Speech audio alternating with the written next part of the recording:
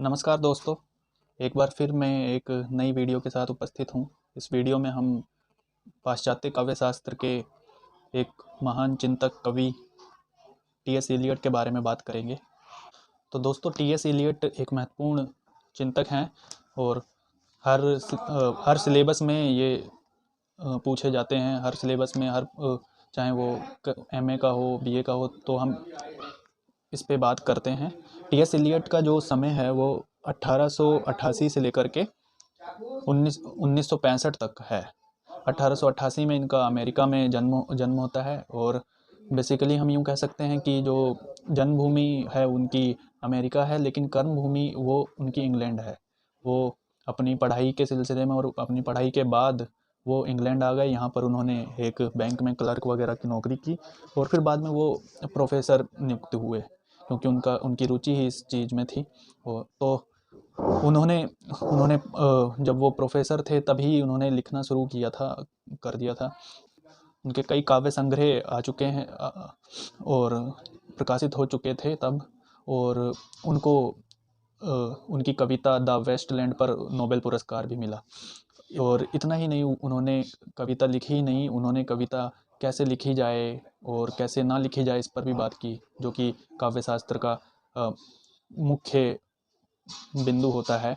असल में काव्य शास्त्र पर बात ही इस पर होती है कि कविता या साहित्य हम क्यों लिखें, कैसे लिखें, और साहित्य में कौन से तत्व उसे अच्छा बनाते हैं, किस साहित्य किस प्रकार लिखा जाता है, या फिर किस प्रकार से अच्छा साहित्य हम लिख सकते हैं।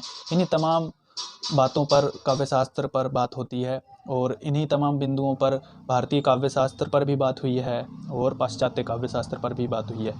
बिना पाश्चात्य काव्य शास्त्र का अध्ययन किए हुए हम साहित्य में आगे नहीं बढ़ सकते। हालांकि ये परीक्षा में भी पूछा जाता है और हमारी समझ को भी ये विकसित करता है। तो कवि टी.एस. इलियट पर हम बात करें इससे पहले ये ज़रूरी होगा कि हम उनके काल को देखें। तो उनका जो काल है वो 1852 के बाद शुरू होता है, क्योंकि 1852 के बाद स्वच्छंदतावाद का अंत होता है और स्वच्छंदतावाद के बाद के ही कवि हैं टी.एस. इलियट। और असल में स्वच्छंदतावाद के विरोध में ही इन्हें देखा जाता है और पढ़ा जाता है, क्योंकि इन्होंने नई दृष्टि, नए उपमान और नई सिद्धांत काव्य में रखने की वकालत की। इन्होंने इतने कविता में सिद्धांत दिए और साहित्य को रचने के, साहित्य को देखने समझने के जो सिद्धांत दिए वो ऐसे थे कि एक नए साहित्य में एक नए युग का ही जन्म टी.एस. इलियट के द्वारा समझा जाता है। जो युग है जिसका नाम है नई समीक्षा, न्यू क्रिटिसिज्म, जिसके प्रवर्तक ये टी.एस. इलियट कहे जाते हैं। दोस्तों, टी.एस. इलियट से पहले स्वच्छंदतावाद अपनी साहित्य में अपने चरम पर था।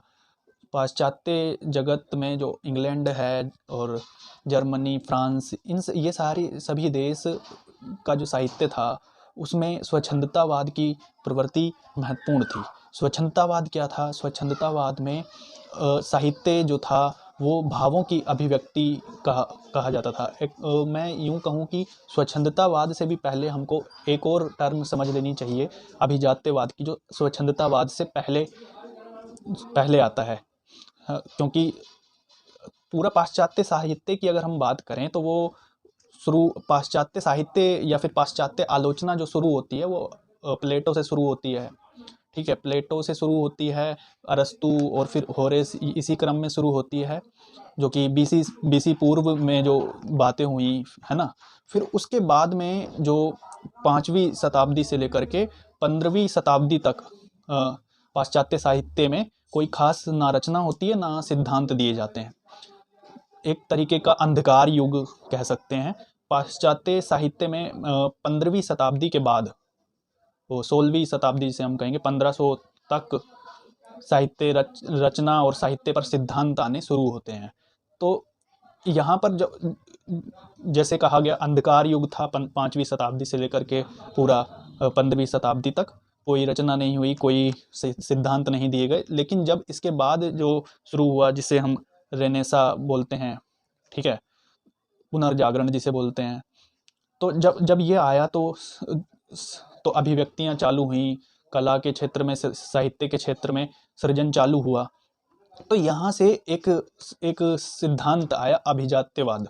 इसका यही मतलब था कि पहले जो रचनाएं हो चुकी हैं, जो प्लेटो ने सिद्धांत दिए हैं, जो जो अरस्तु ने सिद्धांत दिए हैं, जो होरेस ने सिद्धांत दिए हैं साहित्य सृजन के, उन्हीं को आधार बनाया जाए और उन्हीं से ही रचना शुरू की जाए।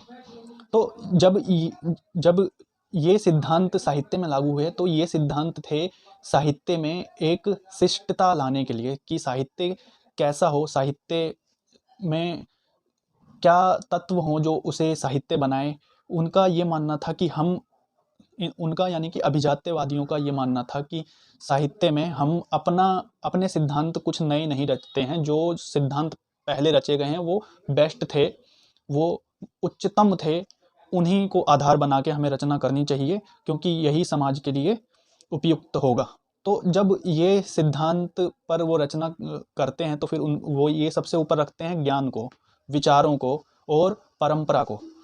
ज्ञान, विचार और परंपरा। यहाँ भाव की बात नहीं हो रही है, कल्पना की बात नहीं हो रही है, यहाँ बात हो रही है विचार की, ज्ञान की, और काव्य में किस तरीके से शिष्टता लाई जाए। जैसे हम कहते हैं काव्य शास्त्रीय गुण जो होते हैं, रस, छंद, अलंकार, भाषा कौशल, इन सभी का उच्चतम रूप अभिजात्यवादियों ने प्रस्तुत किया। फिर उसके बाद इसके बाद जो युग आता है 1798 में जो शुरू होता है, 1798 में स्वच्छंदतावाद जब आ जाता है। जो अभिजात्यवाद है वो 1600 से लेकर के 1798 तक हम मानते हैं, और 1798 के बाद विलियम वर्ड्सवर्थ और कोलरिज के लिरिकल बैलेड्स से शुरू होता है स्वच्छंदतावाद। यहाँ था भावों का तार्किकता के विरुद्ध विद्रोह। इसकी टैगलाइन ही यही थी कि भावों का तार्किकता के विरुद्ध विद्रोह, यानी कि जो भाव हैं वो प्रबल होने चाहिए, ना कि विचार। भाव प्रबल नहीं होने चाहिए, वो विचार प्रबल नहीं होना चाहिए। प्रबल होना चाहिए व्यक्ति की अनुभूतियाँ, व्यक्ति के भाव, व्यक्ति के सुख दुख, उसकी अनुभूतियाँ, उसके अनुभव, ये सब प्रबल होने चाहिए। असल में जब हम कविता की या साहित्य पर बात करते हैं, किसी से पूछते हैं कि साहित्य सृजन के लिए क्या जरूरी होना चाहिए, तो लोगों का यही मानना होता है कि साहित्य या फिर कोई भी कविता जब रचता है तो वो अपनी ही अनुभूतियों को उसमें अभिव्यक्त करता है। असल में इसी को नज़दीक हम स्वच्छंदतावाद को रख सकते हैं। तो ये था भावों और कल्पना पर स्वच्छंदतावाद में बल था। अब आते हैं इलियट पर। इन दोनों चीज़ों को हमने देख लिया। ये दोनों चीज़ें अपनी अपनी प्रवृत्ति, अपने अपने समय को बताते हैं, क्योंकि साहित्य समय के अनुसार बदलता है। तो जब स्वच्छंदतावाद चल रहा था भावों पर, कल्पना पर, अपनी व्यक्ति अनुभूति पर, तब इलियट आते हैं और एक संतुलन स्थापित करते हैं। संतुलन कैसा? अभिजात्यवाद में और स्वच्छंदतावाद में, या फिर हम यूं कह सकते हैं उनका झुकाव ज़्यादा अभिजात्यवाद पर ही था। लेकिन वो शिष्टता जो काव्य को जबरदस्ती बनाने की जो अभिजात्यवाद में वो प्रवृत्ति थी, वो उस पर बल नहीं देते हैं इलियट सिर्फ अभिजात्यवाद का ये गुण उठाते हैं कि साहित्य में ज्ञान और विचार और बाहरी अभिव्यक्तियाँ जरूरी हैं। ठीक है, सिर्फ व्यक्ति के भाव, व्यक्ति की कल्पना पर ही साहित्य नहीं टिका रहता है, उसे यथार्थता से भी जोड़ा जाना चाहिए। क्योंकि जो स्वच्छंदतावाद था वो कहता था कि हम कल्पना की उड़ान भरते हैं, हम कल्पना को ही बल दिया जाता था उसमें, क्योंकि कोलरिज ने तो कल्पना का एक सिद्धांत तक दिया, पूरा सिद्धांत चलता है, क्योंकि उनका मानना है कि कविता बिना कल्पना के हो नहीं सकती। ये सत्य है, लेकिन जो चरम रूप हम उसमें देखते हैं कि कल्पना का, या फिर इस पर ही निर्भर हो जाना, और तर्क को, यानी कि तर्क का मतलब ज्ञान को, विचार को बाहर रखना। जो इलियट ने काम किया वो ये किया कि वो तर्क और भाव दोनों को ही साथ लेकर के आए। जैसे हम हिंदी साहित्य में देखते हैं, मुक्तिबोध कहते हैं संवेदनात्मक ज्ञान और ज्ञानात्मक संवेदन। वही चीज़ टी.एस. इलियट कर रहे हैं, लेकिन थोड़ा सा अलग है। इसको जोड़ना नहीं है, लेकिन मैंने जोड़ने के लिए समझा दिया। तो टी.एस. इलियट का मानना था कि जो जो स्वच्छंदतावाद में अभिव्यक्तियाँ की गई कि जो कविता है वो भावों का उच्छलन है, यानी कि हमारे जो भाव जब एकदम प्रबल हो जाते हैं तभी हम किसी को अभिव्यक्ति देते हैं, रचनात्मक अभिव्यक्ति करते हैं उसमें। तो उससे वो रचनात्मक अभिव्यक्ति हमारी कला के रूप में, पेंटिंग के रूप में, कविता के रूप में, साहित्य के रूप में, नाटक के रूप में, जैसे भी हमारी जिसमें रुचि होती है उसके रूप में निकलती है। तो लेकिन टी.एस. इलियट यहाँ पर बात करते हैं भावों से पलायन की, भावों से पलायन की। स्वच्छंदतावाद कहता है कि कविता जो है भावों का उच्छलन है।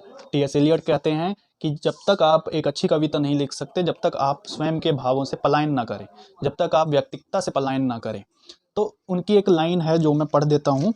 वो कहते हैं कि उन्होंने साफ बोला कि कविता भावों की अभिव्यक्ति नहीं है, मतलब कविता भावों का, हाँ अभिव्यक्ति तो है लेकिन भावों का उच्छलन नहीं है। उन्होंने बोला कविता भावों का उच्छलन नहीं बल्कि भावों से पलायन है, परंतु इसमें संदेह नहीं कि जिनके पास व्यक्तित्व और भाव होते हैं केवल वे ही जानते हैं कि इनसे पलायन चाहने का क्या अर्थ है। तो टी.एस. इलियट बोल रहे हैं इनसे पलायन क्यों जरूरी है। पहली बात हमें ये समझनी चाहिए कि टी.एस. इलियट का व्यक्तिकता से क्या अभिप्राय है, क्योंकि टी.एस. इलियट ने जो 3 सिद्धांत दिए उसमें से एक सिद्धांत है निर्व्यक्तिकता का सिद्धांत। निर्व्यक्तिकता यानी कि व्यक्तिकता का विरोध।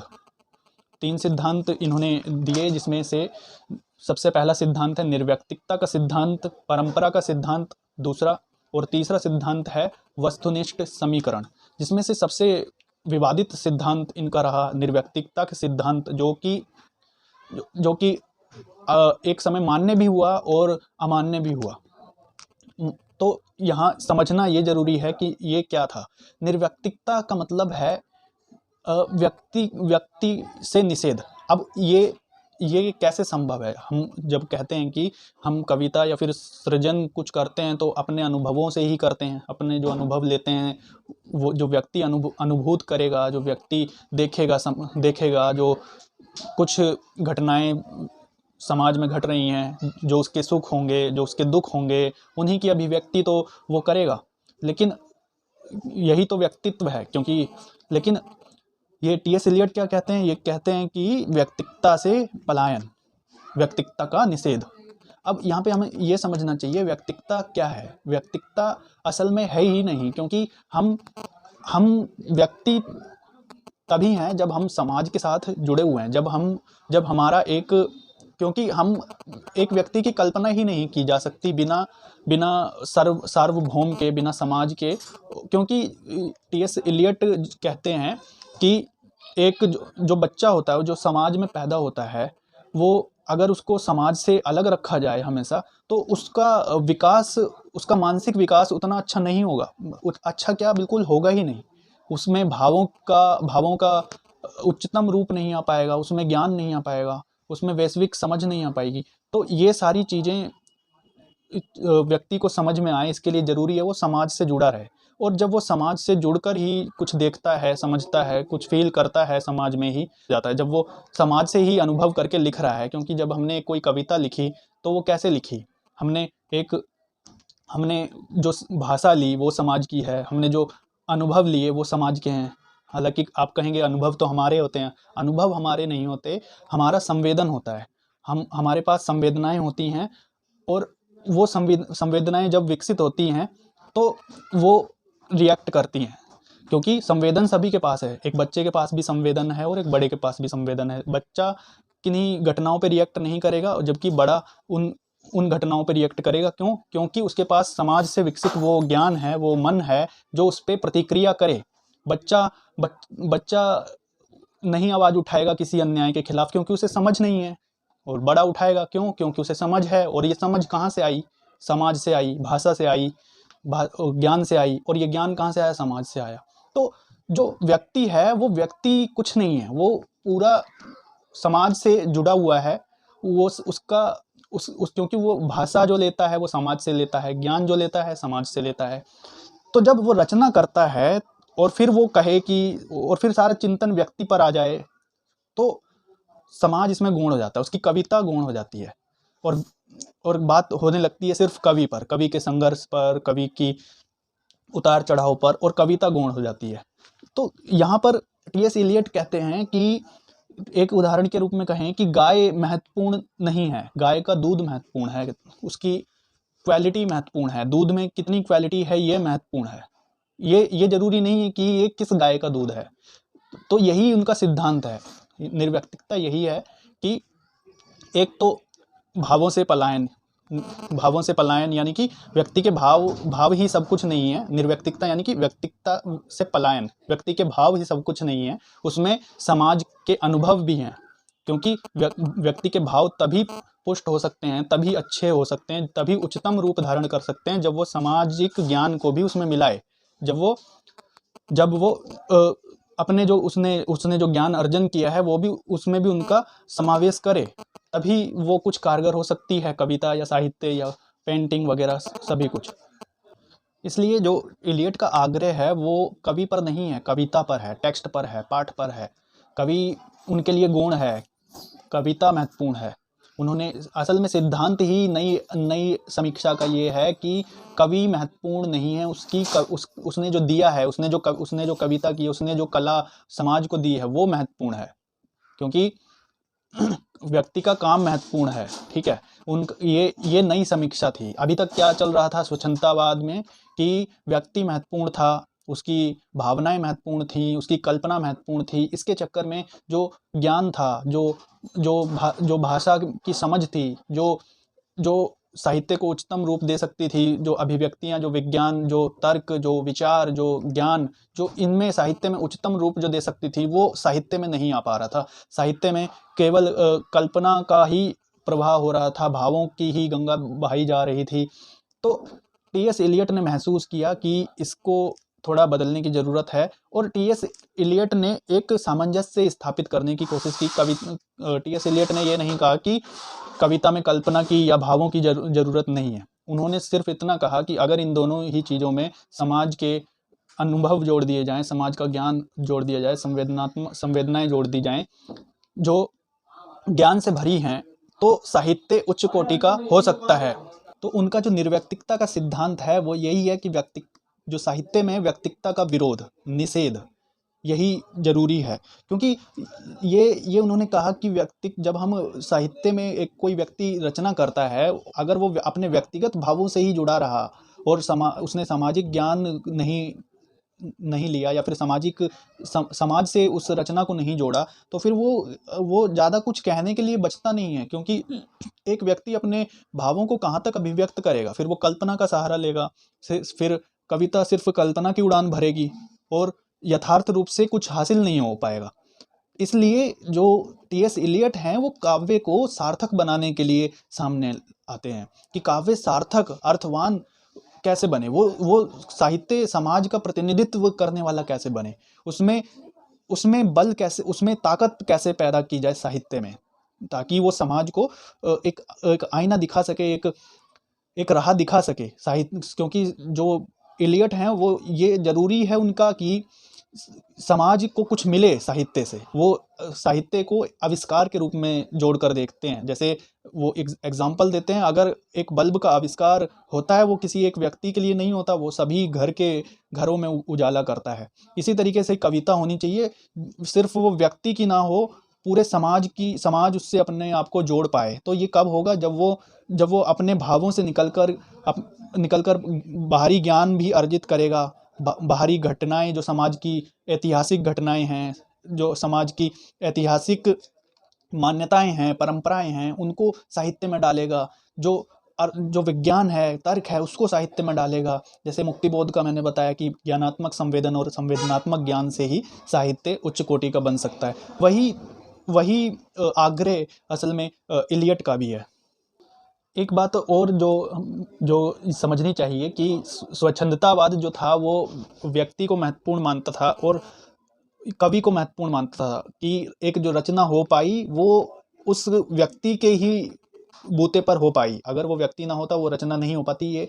ये सत्य लगता है, लेकिन क्या वो व्यक्ति सिर्फ व्यक्ति ही है कि उसमें समाज का कोई अंश नहीं है? ये असल में इलियट का प्रश्न है। उसमें समाज का अंश ये है कि उसने भाषा जो ली है वो समाज से ली है, उसने जो ज्ञान जो लिया है वो समाज के लिए लिया है। फिर व्यक्ति का ही गुणगान क्यों? इसलिए इलियट हमेशा कवि को एक माध्यम के रूप में देखते हैं, ना कि एक मुख्य भूमिका के रूप में। तो यहाँ पे ये टी एस इलियट अपने आप को समझाने के लिए, अपने सिद्धांत को समझाने के लिए कहते हैं कि साहित्य जो जो समाज है, जो विश्व है, उसमें पहले से ही सारी चीज़ें विद्यमान हैं।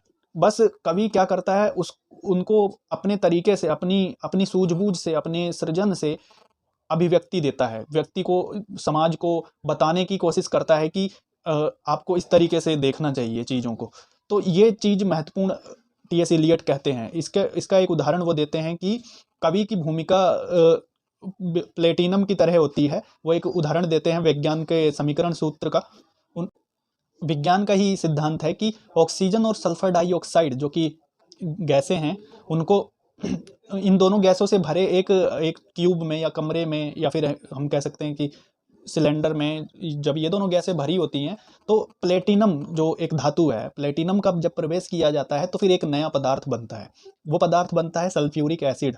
और लेकिन जो प्लेटिनम होता है वो गायब हो जाता है, वो अपना काम करके गायब हो जाता है। उसका निमित्त मात्र भी बाद में उत्पाद के रूप में नहीं बचता, उत्पाद बचता है सल्फ्यूरिक एसिड। ये विज्ञान का सूत्र है। इसी सूत्र के माध्यम से टी.एस. इलियट बताने का प्रयास करते हैं कि कवि की भूमिका बिल्कुल प्लेटिनम की तरह होती है।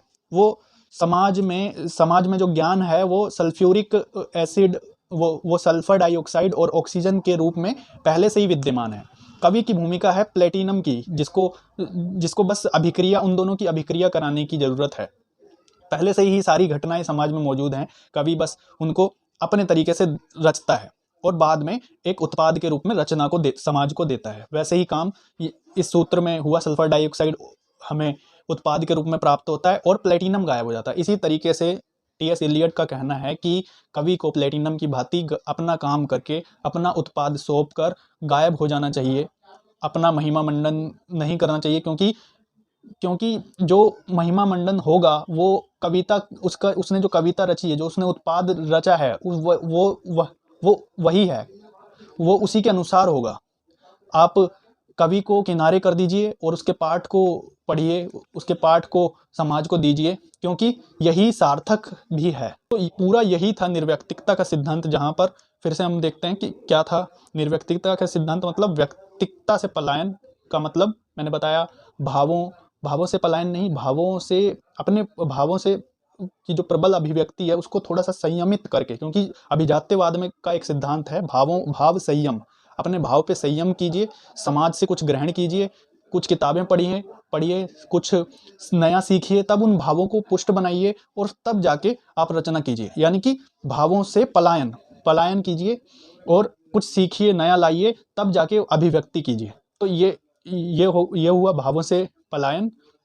और व्यक्तिकता का निषेध, यानी कि अपनी कल्पना ही सब कुछ नहीं है, हमारे भाव सब कुछ नहीं है, उसमें समाज भी शामिल है, तो उसको भी शामिल कीजिए। तो ये पूरा निर्व्यक्तिकता का सिद्धांत था। दूसरा सिद्धांत है उनका परंपरा का सिद्धांत। टी.एस. इलियट परंपरा यानी कि पूरे इस कविता या फिर साहित्य को एक ऐसा माध्यम मानते थे जो साहित्य को कुछ कहीं ले जा सके, जो सार्थक सिद्ध हो सके। यानी कि वो ये मानते थे कि हमें साहित्य रचते हुए अपनी परंपराओं से नहीं कटना चाहिए। जो अभिजात्यवाद में कहा जाता था कि पिछले चिंतक हैं, जो कहा गया है, उसमें एक प्रवृत्ति थी अभिजात्यवाद में कि ऐतिहासिक घटनाओं को वो साहित्यिक अभिव्यक्ति के रूप में अभिव्यक्ति देते थे। जैसे हमारे यहाँ पर कई अंधा युग जो नाटक है वो लिखा गया किस पे, एक सांस्कृतिक घटना पर, ठीक है। तो यही परंपरा का उपयोग या प्रयोग टी.एस. इलियट साहित्य में करने की बात कहते हैं, क्योंकि इससे साहित्य उच्चतम कोटि का बनता है, उसमें कुछ ग्रहण करने लायक रहता है। जैसे रामचरितमानस तुलसीदास ने लिखा तो वो पूरा एक भारत का एक महत्वपूर्ण ग्रंथ है, ठीक है। तो ये उसमें बताया गया कि कैसे एक पूरी भारतीय संस्कृति को उन्होंने उसमें रामचरितमानस में समेटा। अगर ये साहित्य में परंपराओं का निषेध कर दिया जाए या फिर परंपराओं की बात ना की जाए तो फिर साहित्य कितना उबाऊ सा लगेगा, साहित्य कितना ऊपर ऊपर की चीज़ लगेगी, उसमें कुछ सीखने लायक नहीं होगा। तो ये उनका मानना है कि परंपरा का सिद्धांत साहित्य में साहित्य की सार्थकता को बढ़ाता है, उसके अर्थ को और ज़्यादा पुष्ट करता है। तीसरा सिद्धांत टी.एस. इलियट का है वस्तुनिष्ठता। वस्तुनिष्ठता का मतलब है आत्मिकता का निषेध। एक होता है आत्मिक और एक होता है वस्तुनिष्ठ। आत्मिक का मतलब है जब हम अपने ही तक अपनी अभिव्यक्तियां देते हैं तो वो आत्मिक है, लेकिन जब हम बाहर से कुछ सीखते हैं, बाहर का कुछ वर्णन करते हैं, जब हम फूल पर कविता लिखते हैं या फिर हम किसी भवन पर कविता लिखते हैं या फिर हम किसी समाज पर कविता लिखते हैं, साहित्य लिखते हैं, तो ये पूरी वस्तुनिष्ठ प्रक्रिया है। बाहर जो हम जिसे देख सकते हैं वो वस्तुनिष्ठ है, या वो वस्तु है जिसे हम देख सकते हैं। तो यही उनका ये वस्तुनिष्ठ है। इससे इनका तात्पर्य है कि वस्तुनिष्ठ समीकरण का इससे इनका तात्पर्य है कि आत्मिकता की बजाय हम वस्तुनिष्ठ यानी कि यथार्थ की ओर लौटें। वस्तुनिष्ठ का मतलब है जो चीज़ें हम फील कर सकते हैं, देखकर, छूकर, उसे कहेंगे वस्तुनिष्ठ। तो वस्तुनिष्ठ यथार्थता के नज़दीक है, जबकि आत्मिक यथार्थता से परे है। जो आत्मिक चीज़ें होती है वो कल्पनात्मक होती हैं, है ना। वो हमारी भावनाएं हो सकती हैं, हमारी कल्पनाएं हो सकती हैं। तो वो कैसी होती हैं, वो सारी हमारी आत्मिक अनुभूतियाँ होती हैं। और ये किसका लक्षण था? ये स्वच्छंदतावाद का लक्षण था। आत्मिक अभिव्यक्तियाँ स्वच्छंदतावाद का लक्षण था। और जो वस्तुनिष्ठता है वो अभिजात्यवाद का था। तो यहाँ पर संतुलन भी कर रहे हैं, या फिर हम कह सकते हैं कि ज़्यादातर टी.एस. इलियट का झुकाव अभिजात्यवाद की तरफ है। तो वस्तुनिष्ठता का मतलब यथार्थता की पर बल है। कल्पना की उड़ान या ऊपर ऊपर से ही भावनाएं रच दी बिना कुछ अनुभव किए हुए या बिना कुछ जाने। टी.एस. इलियट का बल है कि आप साहित्य में कुछ यथार्थ भी लाइए, है ना, साहित्य को जमीन से जोड़िए। बस यही उनका मतलब था। तो हमने टी.एस. इलियट के बारे में चर्चा की, उनके तीनों सिद्धांतों के बारे में चर्चा की। तीनों सिद्धांत, उनका पहला सिद्धांत निर्व्यक्तिकता का सिद्धांत, और दूसरा सिद्धांत जो था उनका परंपरा का सिद्धांत, और तीसरा उनका सिद्धांत वस्तुनिष्ठता का सिद्धांत। टी.एस. इलियट के बाद ये जरूरी नहीं है कि टी.एस. इलियट आखिरी हो जाते हैं। टी.एस. इलियट के बाद भी आइए रिचर्ड्स आते हैं और इनका एक संतुलन करते हैं, वो एक नई समीक्षा देते हैं। वो क्योंकि टी.एस. इलियट भी जो कह रहे हैं वो अंतिम नहीं है, और स्वच्छंदतावाद में जो कह दिया गया है वो सब गलत नहीं है, ठीक है। तो हम ये ना समझें कि टी.एस. इलियट ही आखिरी हैं। टी.एस. इलियट के बाद भी जो चिंतन हुआ है वो मान्य हुआ है, ठीक है।